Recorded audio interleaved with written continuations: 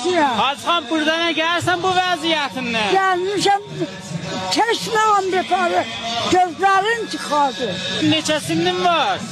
Bilmirəm 85 90 gibi. Hacıxan evdə istirahat eləməli vaxtında. Yo, ben vəzifəmdir. Kökəstinə gelip bıraktım ayya. Nə xatir gəlibsən? Gelmişim memleketinin düşmanın elinden de çaktım.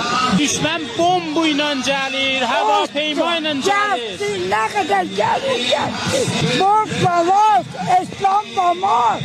Kerbazlarımızı dilim Allah koştupan olsun. Allah nigahtarı tutsun.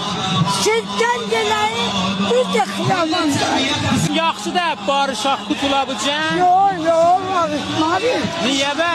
Niye? O düz adam değil. Orada ki canımız var ya canı vereceğiz. Nerede Amerika? Nerede Bakar?